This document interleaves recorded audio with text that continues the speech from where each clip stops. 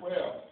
We have in the Lowry category, that's the 9th through 12th grade, we have, and I'm going to introduce all of them, and if you could just come up one after the other. We have Jamal Thomas. We have Khadijah Thomas. We have Teo Aki. Teo? Aki Bogan. Aki. Aki Bogan. Come on down, Teo. Come on down here. See there? See there? That's one of those things where you have to have the brother sitting right here. Yeah. Teo Aki Bogan. Teo Aki Bogan. Okay? All right, come on down. Thank you very much. And we also have Nicole Corbett. Did I get everybody's name right? Make sure they got your name right, okay? Make sure they got it spelled right. Make sure they say it right, because guess what? From this moment on, you're on deck. Who'd like to go first? Look at each other. All right. Uh-oh. Aaron Brown. What are you doing hiding back there, Aaron? Aaron Brown, come on down. You're the next contestant, and the price is right. All right, take a look at them, folks. Take a look at them. This is what you call winners. Folks, I want you to look me in the eye, and I want you to repeat after me, because it's important for you to get up here and really, really, really say what you mean and mean what you say. I believe. Say it like you mean it. I believe. I can achieve. Whatever I believe. I can achieve. Thank you very much. Please take your seats in the VIP section. And without any further ado, we're going to start with Nicole Corbett.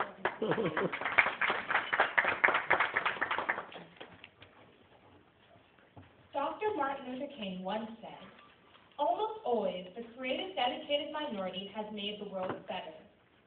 I would like to believe that he was referring to people like us, a great sort of people who have endured insufferable cruelties, been persecuted by prejudice, and been burdened with the trials begotten by the ancestors and sons of ancestors of those crueler than us. Yet, we overcame. We persevered. And the dream that great men and women such as Martin Luther King, Ida Wells, Rosa Parks, and W.E.B. Du Bois has spouted has not only become true, but continues. As deceased Senator and activist Ted Kennedy once said, "The dream lives on." The dream lives on in each one of us. We are not progression, we are not a novelty, and we are not an exception.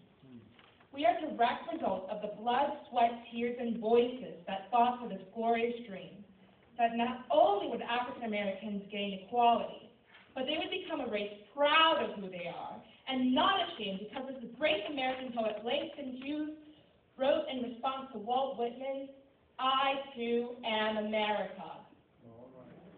This particular line in Hughes' poem about the inequality which he faces rings especially true today, a time when our current president finally shares our heritage, and the greatest poet in the country, Maya Angelou, is proud of every nap in her head and shares with her chocolate-covered skin. These great people are proof that the dream lives on. That no longer do we have to be caricatures of our humbling past to be successful. The dream lives on. I see that every day. And although almost 1 million of our brothers and sisters are in prison, and more than double of that amount attended college in 2008, the dream lives on. In the last election, where we elected our first African-American president, 16.1 million of us voted for him. The dream lives on. 84% of us received a high school education. All right. And 90% of blacks, 25 and older, have a bachelor's degree or higher. The dream lives on. 1.9 million. There are 1.9 million black-owned businesses in America today. The dream lives on.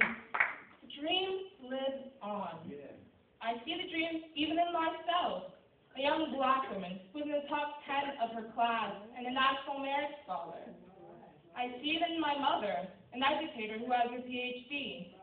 I see the dream in my heroes, Maya Angelou, Langston Hughes, Barack Obama, Condoleezza Rice, and Colin Powell. I also see the dream living, breathing, residing, and thriving in you. The dream lives on. It's because of us and our ancestors and God. The dream, the hope, the power. It all lives inside of us. Thank you.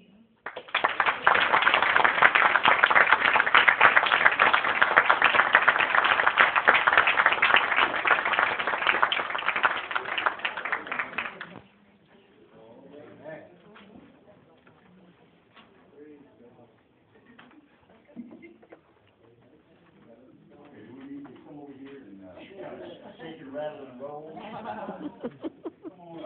Come on up. That's right. Show some leadership. Thank you very much. Khadijah Thomas. All right.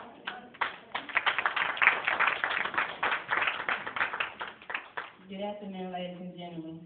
It is a pleasure to speak to you today on what I believe is a dream. The dream lives on, or does it die? It lies beneath us, our future, and our kids. Our dreams are our future doctors, firemen, and so on. The dream is also our past and present. It dies in the past and it rises in the present. When you see different races getting along, that's the future. It fades when you see the country not in peace. So I still say, does the dream live on? Yes, the dream lives on inside you. With every step you take, you inch closer and closer to live in peace and harmony. Thanks to the great examples we had in the past. Everyone knows that all it takes to inspire the dream of unity is one itself act of kindness and doing something for someone else is all it takes to help others understand. And I still ask, does the dream live on?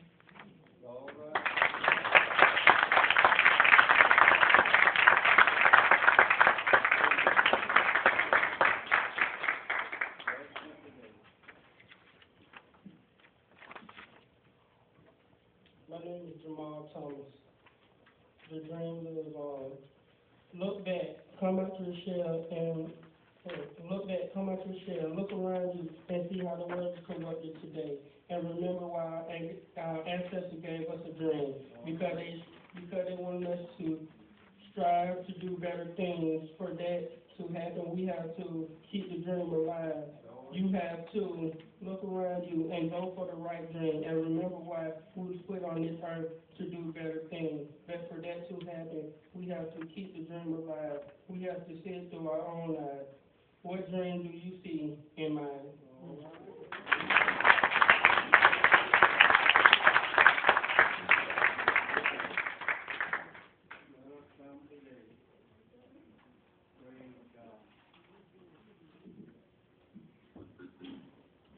Hello, my name is GRADER. I go to GRADER Baptist Church, and I'm honored to be able to express the dream. 27 years ago, an American hero whose legendary feats still affect the earth today shared his dream with the world. This obtainable pipe dream quivered the nation, acting as a means to an end for the civil rights movement. The year is 1963, and Americans were once again paying the price of freedom, liberty, and the pursuit of happiness. Today, nearly 50 years later, the fee of freedom had been paid, but the fruits of their labor were just beginning to bloom. Today, nearly half a century later, the insalubrious concept of segregation had all but completely faded from the nation. Apartheid was dead, while equality was alive and thriving. Schools, sports, even affairs of the state had opened its doors to its citizens, allowing America to produce its first African-American president. Yes, his vision of unity is becoming a reality. When Martin Luther King stood for the nation, he stood for peace. He stood for harmony. But most importantly, he stood up for the rights of all mankind. Yes. That means it didn't matter if you were white, black, or pink or purple polka dots. Martin Luther King dreamed that we would all get along and sit down together at a table of brotherhood. Yes, equality was determination. Unity was a desire. But the true dream, was love. The master plan, the primary objective, has always been to spread love to thy neighbor, spread love to thy enemy. In the year 1963, Martin Luther King had a dream that one day we would love each other just as we love the Lord. Nearly half a century later, this American dream lives on because every day its citizens live it. Today, you'll hear children of both black and white descent laughing with, not at, but with one another. You'll see these children working together, caring for each other. Yes, today, you'll find our youth living the dream nearly half a century later, loving each other with all their hearts. Through my eyes, the lingering sentiments of discrimination hold no power, no influence. The days of stupidity where two men of different race couldn't drink from the same water fountain, use the same restroom, where two friends, just because they had different skin tones, couldn't eat at the same restaurant. Through my eyes, this is the end of that asinine time ripe with segregation. Now, right now, is the time in which we judge a man not by the color of his skin, but by truly the content of his character. Through my eyes today, make that each and every day, today is an opportunity to live the dream. For us youth, the dream is not a dream, but a reality in which we must embrace. A reality we must embrace. The dream lives on. In fact, we're living it right now. Because the dream will never die so long as we honor and remember it. Thank you.